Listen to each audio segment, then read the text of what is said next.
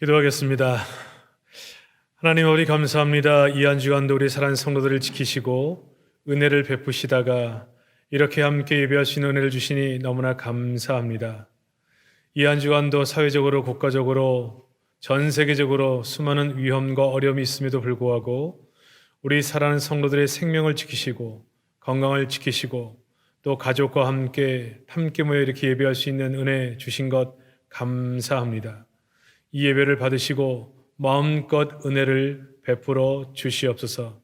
특별히 예배하며 귀한 건물 드린 사랑하는 성도들을 기억하셔서 참 경제적으로 많이 어려운 이 시기 속에서도 오직 하나님을 높이고 사람을 세우기 위해 귀한 일을 위해 드린 헌금을 주께서 받으시고 마음껏 축복해 주셔서 생업의 복을 주시고 하나님의 은혜로 사는 법을 배우는 복된 기간이 될 수 있도록 역사해 주시옵소서. 이 시기 속에 하나님의 말씀을 붙잡고 믿음으로 승리하기를 원합니다. 오늘 말씀하여 주시고 이 말씀을 가슴에 새기고 이 한 주간도 승리할 수 있도록 은혜를 베풀어 주옵소서. 감사하옵고 예수님의 이름으로 기도하옵나이다. 아멘. 사랑하는 성도 여러분, 한 주간 동안 평안하셨습니까? 참 많은 어려움 속에 또 있고 교회에서 함께 모이지 못하지만 우리 하나님의 은혜 가운데 지내시는 줄 알고 있습니다. 2주간 못 뵌 것 같으네요. 우리 함께 보지 못한 것 때문에 많이 보고 싶은데 그럼에도 불구하고 하나님의 은혜 속에 우리가 영적으로 교통하고 또 믿음으로 살려는 그 마음을 느낄 수 있습니다. 이번 한 주간도 주시는 말씀을 통해 은혜 가운데 승리하시고 우리가 다시 만나는 그날 기쁨으로 만날 수 있도록 그렇게 힘을 내주시면 감사하겠습니다. 오늘 주신 말씀의 제목은 불안한 시기에 성도로서 살아가기라는 제목으로 말씀의 은혜 나누겠습니다. 대부분의 사람들은 불안을 느끼며 살아갑니다. 어떻게 보면 삶 자체가 불안이라고 볼 수 있겠죠. 사람은 태어날 때 이미 새로운 환경에 대한 불안이 있습니다. 엄마 뱃속이라고 하는 참으로 안락하고 완벽한 환경 속에서 세상으로 보내어졌을 때 이미 그 세상은 불안한 장소, 환경이 되는 것입니다. 이후에 잘 먹고 잘할 수 있을까에 대한 불안감, 이런 불안감을 이기고 성장해 나가다가 어느 정도 크게 되면 정말 나쁜 사람들을 만나 어려운 일을 당하지 않을까 하는 불안감이 있고 환경과 상황 속에 또 예상치 못한 사고로 인한 어려움을 겪지 않을까 그런 불안감도 생기게 됩니다. 많이 성장한 후에는 처음으로 시험이라고 하는 입시에 대한 불안감, 결혼에 대한 불안감, 그리고 취업에 대한 불안감, 결혼한 후에 자녀를 낳아 잘 키울 수 있을까에 대한 불안감, 그런 시기를 다 지나고 나면 이 노년에 대해서 노년에 대한 불안감, 인생의 불안은 사람이 죽어야 끝나는 불안, 인간의 숙명과도 같은 모습이라고 볼 수가 있습니다. 요즘처럼 코로나19처럼 이 감염법으로 인한 전염병이 돌 때에는 혹시 나에게도 그러한 어떤 경로를 통해 감염이 되지 않을까에 대한 불안감이 있고 이 감염으로부터 막아줄 마스크를 제때 잘 수급할 수 있을까? 내가 만나는 사람, 환경이 위험하지는 않을까? 그런 생각을 합니다. 이런 어려움들을 잘 극복하고 난 이후에 너무나 어려워진 이 경제 상황 속에서 잘 살아낼 수 있을까? 그런 불안감도 우리 가운데 있게 되어지죠. 이런 불안감은 우리가 잘 마음속에 평안을 누리지 못하게 만들고 그로 인하여 소화도 잘 시키지 못하고 잠도 잘 자지 못하는 신체적인 영향을 미치고 마음에도 영향을 미치게 되어집니다. 이 불안이라고 하는 것은 그러므로 인생이 얼마나 연약한 존재인가를 보여주는 한 단면이라고 볼 수가 있습니다. 사람은 불안하면 행복하지 않습니다. 그래서 이 불안한 상황을 늘 극복하기를 원하고 이 불안하지 않기 위해서 어떤 것을 하면 좋을까 늘 고민하며 살게 되고 그래서 불안하지 않기 위해 우리가 할 수 있는 것, 우리가 보충해서라도 극복할 수 있는 것이 무엇인가에 관심을 갖게 되어집니다. 오늘 본문은 인간의 불행에 대해서 또 불안에 대해서 다루고 있는 본문입니다. 인간이 경험하는 이 불안을 어떻게 하나님의 은혜와 믿음으로 극복해낼 수 있는가? 오늘 다니엘을 통해 우리가 살펴보면서 이 불안한 시기 성도로서 어떻게 당당하게 믿음으로 살아낼 수 있을까 함께 은혜 받는 시간이 되시기를 바랍니다. 오늘 본문의 5장을 보면 1절에 보면 벨사살이 잔치를 하고 있습니다. 5장에 등장하는 이 벨사살 왕은 우리가 잘 아는 느부갓네살 왕의 외손주뻘 정도 됩니다. 이 느부갓네살 왕이 자기 아들들에게 왕위를 물려줬는데 그 두 사위가 구테타를 일으켜서 결국 그 왕위를 찬탈하여 권력을 갖게 되어지죠. 오늘 나와 있는 이 벨사살 왕은 그렇게 왕이 된 왕의 섭정 왕이라고 볼 수 있습니다. 그는 아라비아의 테마라고 하는 곳에서 지금 약 10년간 머물러 있고 이 벨사살 왕은 섭정 왕으로 지금 다스리고 있는 상황 속에 있습니다. 이 다니엘의 꿈을 해석할 때 셋째 치리자가 되게 할 것이다 라고 하는 말을 한 것을 보면 첫 번째 왕은 이 테마에 머무르고 있고 둘째 왕은 벨사살 왕, 셋째 치리자 역할을 하는 사람이 다니엘의 자리를 셋째 치리자의 위치로 주겠다고 하는 말을 빌어볼 수 있을 것입니다. 근데 이 벨사살 왕이 지금 큰 잔치를 벌이고 있습니다. 근데 이 잔치를 하던 때가 어떤 때냐? 국가 비상사태, 국가적으로 굉장히 어려운 상황 속에 있을 때 잔치를 하고 있습니다. 당시 이 메데와 바사의 왕이었던 다리오 왕과 그의 조카인 고레스, 이 두 중요한 지도자들이 이 바벨론을 침략하게 되는데 바벨론 대부분을 정복하게 되고 이제 벨사살 왕이 머물고 있는 바벨론 성, 심각한 위협을 받고 있는 시기였습니다. 나갈 곳도 없고 도움을 청할 곳도 없는 절대절명의 순간, 바로 이때 아이러니하게도 이 성에서 큰 잔치를 배설하고 있는 것입니다. 이 모습은 인간이 위기 속에 얼마나 연약한 존재인가를 보여주는 것입니다. 위기 속에 잔치를 하고 있는 거죠. 이 불안한 심리를 극복해 보려고 잔치라고 하는 것을 하고 있는 것입니다. 벨사살 왕은 하나님을 섬기는 사람이 아니었기 때문에 이 불안의 문제를 해소할 길이 없었습니다.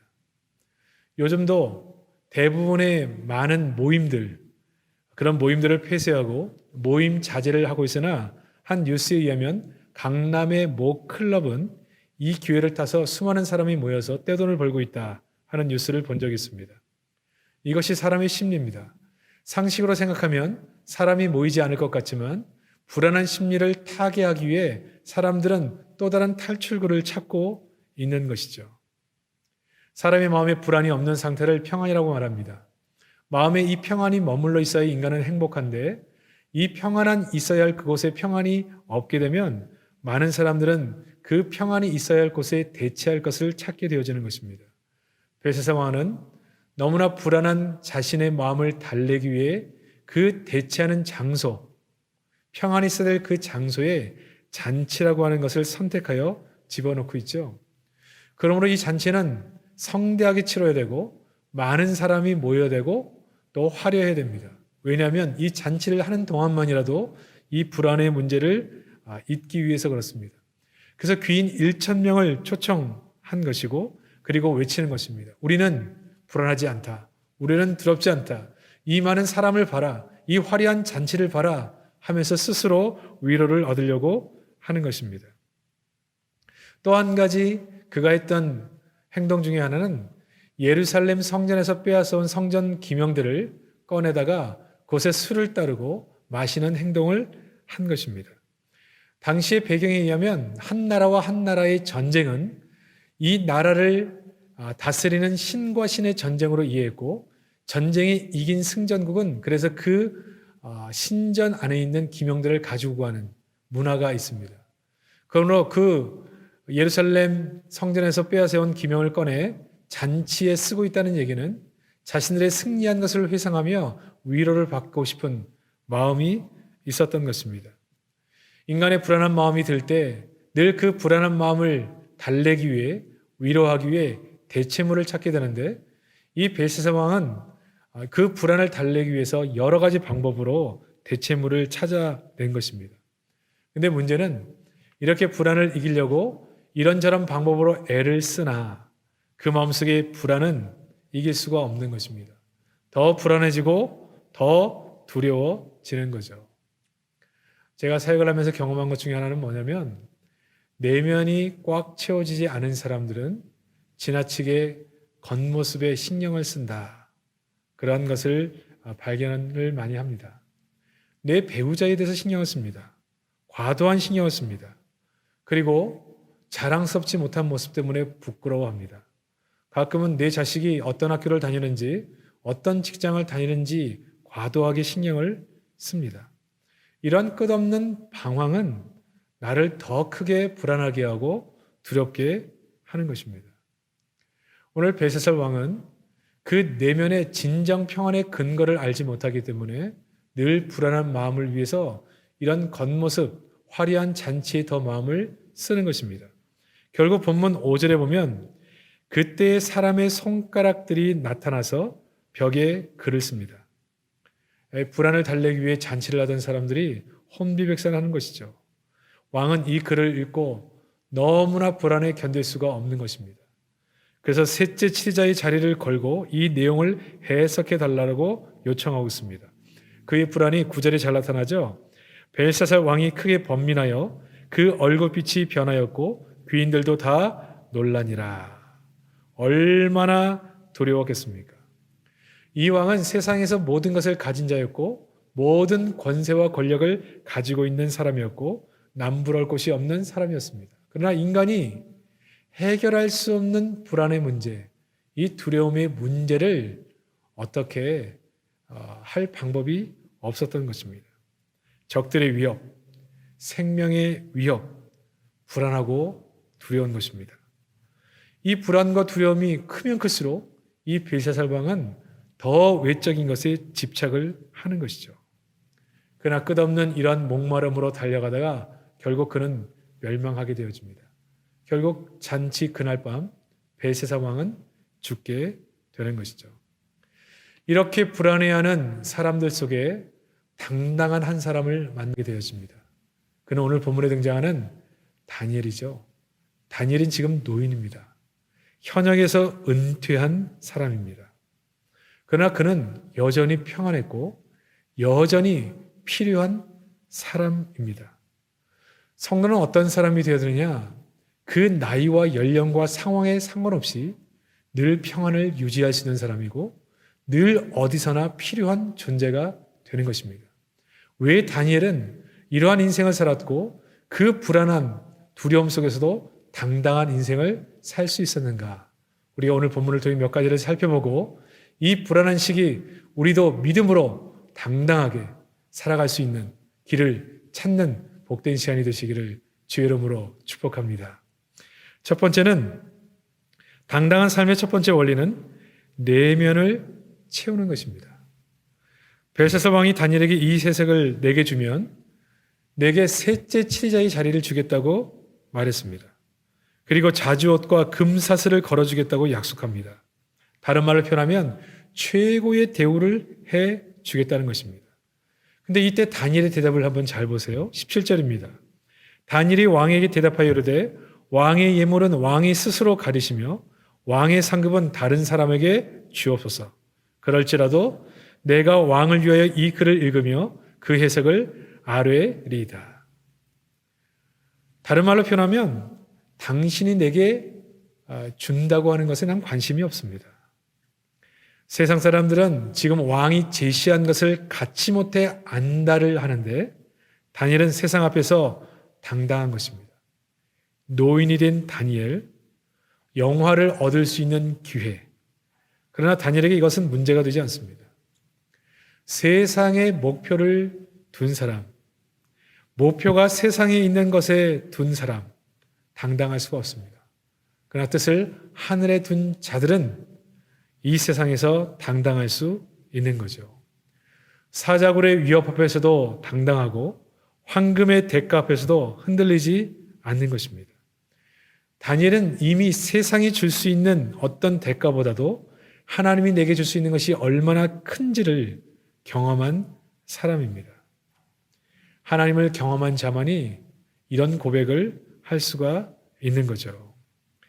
심각한 위협 앞에서 하나님을 붙잡고 기도해 본 자만이 사자들이 순한 양처럼 변한 그 하나님의 놀라우신 보호하심을 경험할 수 있는 것이고, 경제적 어려움 속에서도 도리어 위축되지 않고 하나님을 사랑함으로 하나님을 섬겼던 사르밧 과부의 그 섬김이 있을 때 그 가루통과 밀가루가 떨어지지 않는 경험을 해보는 것입니다. 우리는 지금 코로나 바이러스 19로 한 번도 가보지 않은 길을 가고 있습니다. 함께 모여 예배하는 것이 중단된 경험이죠. 가정예배와 방송예배를 드리고 있습니다. 그런데 이러한 예배 가운데 교회 지침을 잘 따라서 10시 3분 기도회와 주일 예배를 잘 드리고 있는 모습을 보면 얼마나 감사한지 모르겠습니다. 특별히 교회가 모이지 않기 때문에 재정적으로도 어려울 수 있는데 온라인 헌금을 열심히 해주시는 성도를 보고 그 명단을 볼 때마다 늘 감사한 마음이 있고, 그래서 더욱 기도하게 되어집니다. 이렇게 교회를 사랑하시는 분들 때문에 교회의 본질적 사역을 멈추지 않고 열심히 주의 사역에 힘쓸 수 있는 것입니다. 하나님을 아버지로 모신 자녀는 불안함 속에서도 하나님의 나라를 위해 삽니다. 셋째 치리자도 금사슬도 자지옷도 바꿀 수 없는 가장 소유한 것을 보유한 당당함, 이것이 성도의 위치라고 하는 것이죠. 우리는 우리의 보호 대신 하나님을 모시고 사는 자로서 이 불안한 세상 속에서도 믿음으로 찬송하며 감사하며 당당하게 승리하는 한 주간이 되시기를 주의 이름으로 축복합니다. 두 번째는, 당당한 인생은 사명이 분명한 태도를 갖는 것입니다. 다니엘은 항상 자신은 이 세상에 보내신 그리스도의 대사라는 생각을 가지고 있었습니다. 그는 그것이 자신의 사명이라고 생각했죠. 다니엘의 세 친구도 마찬가지입니다. 하나님이 자신을 높였던 순간에는 이 자리에서 어떻게 하면 하나님을 높일 수 있는지, 어떻게 하면 사람을 섬길 수 있는지, 이 두 가지를 생각했습니다. 사랑하는 성도 여러분, 성도는 하나님이 내게 축복하실 때 이 축복을 통해 어떻게 하나님을 높일 수 있는지, 이 축복을 통해 어떻게 하나님의 사랑으로 이 축복을 나눌 수 있는지를 생각합니다. 또한 고난이 있을 때, 위기 시에는 어떻게 하면 이 위기 시에도 하나님을 높일 수 있을지, 어떻게 하면 사람을 섬길 수 있는지를 생각하는 것입니다. 이것이 성도의 사명이라고 볼 수 있는 것이죠. 오늘 본문에 이 글자의 해석을 묻는 왕의 요구에 18절, 24절에는 손가락 글씨와는 아무 상관이 없는 말들을 장황하게 넣어놓습니다. 그 내용은 벨사살 왕의 조부 느부갓네살 왕의 얘기죠. 그 이야기를 요약하면 이런 얘기입니다. 이 느부갓네살 왕이 하나님이 그에게 권세를 주셨는데 교만해져서 자기 뜻대로 자기의 왕국을 자랑하다가 짐승처럼 살다가 고생한 이야기죠. 하나님이 왕을 세우고 왕국을 세우셨다는 것입니다. 근데 왜 벨사살 왕은 당신은 교훈을 받지 못했냐는 것입니다. 하나님을 증거하고 있고 지금 왕과 왕국에 관한 하나님의 뜻을 전하고 있는 것입니다. 우리에게 사명이 있다면 우리는 축복의 시기에도 위기의 시기에도 하나님을 높이고 사람을 섬기는 사명을 가지고 있는 것입니다. 저는 늘 위기는 또 다른 기회라는 생각을 가지고 있습니다. 지금의 이 위기를 어떻게 대처하느냐에 따라서 이 위기가 지난 이후의 결과가 완전히 달라집니다.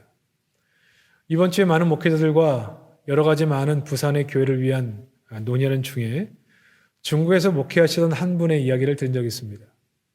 중국은 우리가 잘 알듯이 공산화되는 과정 속에 공산화되어 기독교와 기독교 교회가 핍박을 받을 때 이후에 교회가 남지 않고 성도가 사라질 것이라고 생각했지만 우리의 생각과 하나님의 생각은 완전히 달랐습니다. 그 이후 개방 후 뚜껑을 열어보니 그 핍박 속에서 기독교인들이 수없이 또 늘어나고 부흥했던 것을 보게 되었습니다.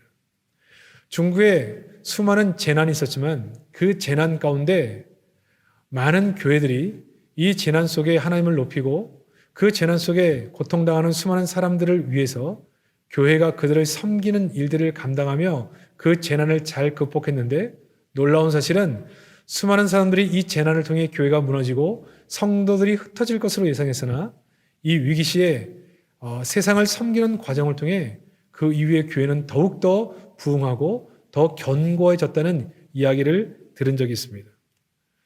지금 코로나 바이러스로 인해서 많은 교회들이 예배를 모여서 드리지 못하고 있습니다.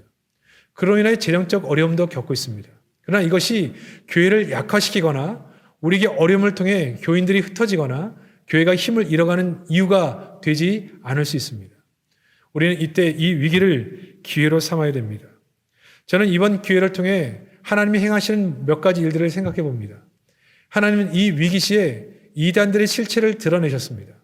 그리고 그들이 얼마나 위험한 존재이고 이 사회 속에서도 얼마나 어렵고 두려운 존재인가, 그리고 위험한 존재인가를 드러냄으로 인해서 예방주사를 맞겠습니다. 예배에 대한 정확한 우리의 입장, 그리고 예배가 무엇인가를 생각하게 했고 국가와 신앙과의 관계도 생각하게 만들었습니다.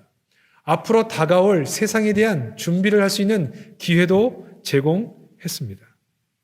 재난 속의 믿음의 선진들은 사람들을 보호하기 위해 전염병을 확산되는 것을 막기 위해 가정예배를 드렸습니다.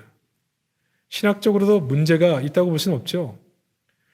우리가 예배하는 곳에 하나님이 임재하십니다. 두 사람이 모여 가정예배를 드리던, 가정에서 예배를 드리던 그곳에 하나님이 임재하시고 하나님이 우리 예배를 받으시는 것입니다.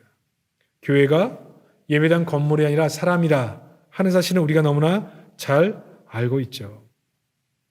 그러므로 우리가 모이는 예배든 흩어져 있던 예배든 하나님이 기뻐하시는 예배인 것을 우리가 잘 알고 있고, 우리가 그동안 소홀하게 했던 가정 예배가 얼마나 소중하고 우리가 지켜야 될 유산인가를 다시 한번 생각해 보게 되어집니다. 또 한 가지는 모이지 않기 때문에 교회가 재정적으로 많이 어렵습니다. 그러나 이 위기 시에 교회는 자신들의 교회를 지탱하는 것에 모든 힘을 모으는 것이 아니라 이때 우리가 해야 될 역할이 무엇인가를 생각해야 됩니다. 오늘 다니엘이 보여줬던 것처럼 하나님을 높이고 사람을 섬기는 기회로 삼아야 하는 것입니다.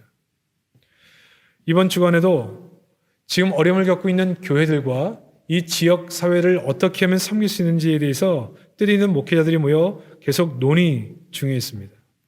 우리가 해야 될 일이 뭐가 있을까? 1차적으로 예배를 어떻게 도울 것인가를 함께 고민하기도 했지만 실제적으로 이 사회를 교회가 어떻게 섬길 수 있는가를 생각했습니다. 특별히 어려운 상가 교회들을 어떻게 하면 도울 수 있을까? 뜻 있는 부산의 목회들이 모여서 그것을 고민하고 함께 연구 중에 있습니다. 어떻게 하면 이 지역사회를 섬길 수 있을까?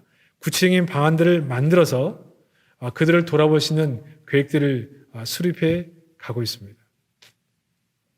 사랑하는 성도 여러분, 교회는 우리가 똑같은 위기를 만났을 때라도 그 위기 시에 그 위기 때문에 똑같이 힘들어하고 불안해하는 존재가 절대로 아닙니다.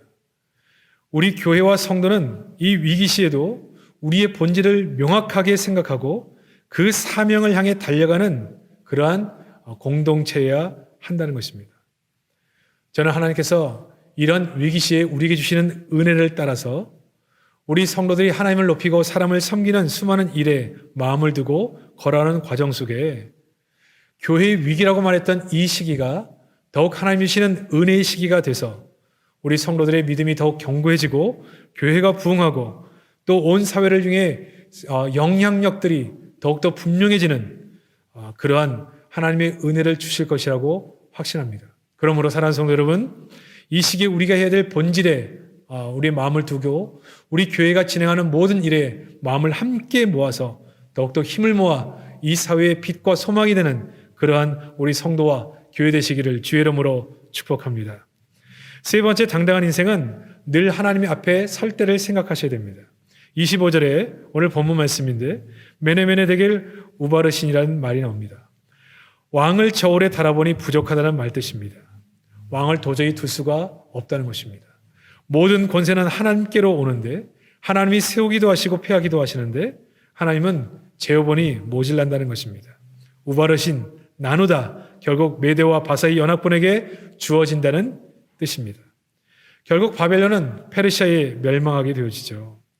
시편 90편에 보면 시편 기자는 우리에게 이렇게 말합니다. 늘 인생을 계수할 지혜를 주옵소서. 언젠가 하나님 앞에 우리 인생을 재어볼, 무게를 달아볼 때가 있을 것입니다. 그런데 하나님은 언제 우리를 부르실지 우리는 모르죠.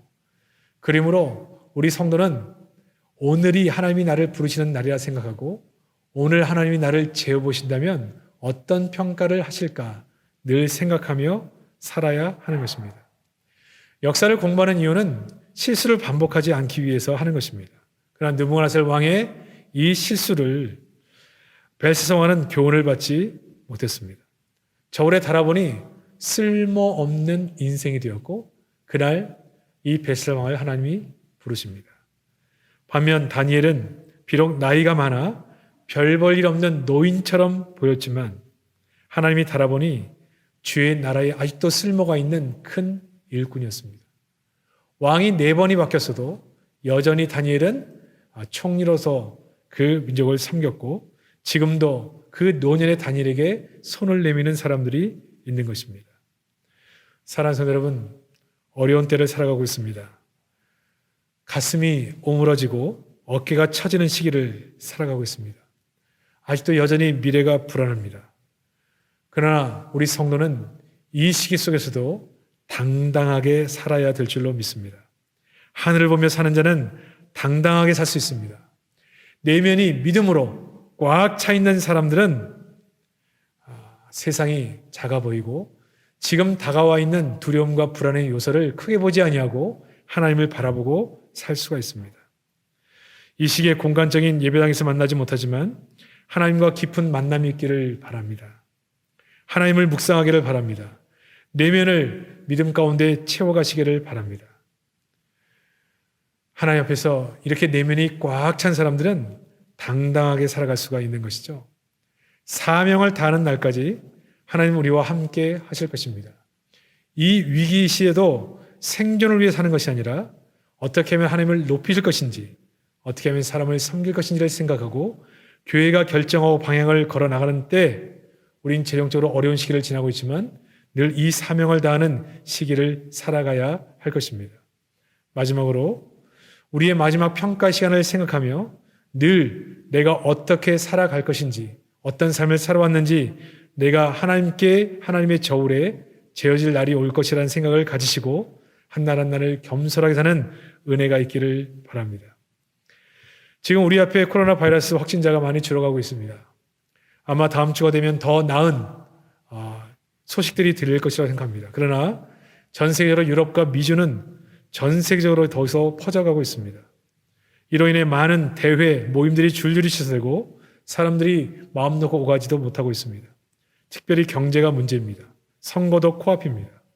불안하고 두려운 이 시기 속에 우리 사랑하는 성도들, 우리 성도로서의 정체성을 명확히 해서 더욱더 내면을 채워가고 사명을 생각하고 그리고 늘 하나님 앞에 설 날을 생각하면서 이 한 주간도 믿음으로 승리하시기를 바라고 우리가 다시 만날 그날 하나님의 은혜를 나누는 복된 은혜의 한 주간이 되시기를 주의 이름으로 축복합니다. 기도하겠습니다.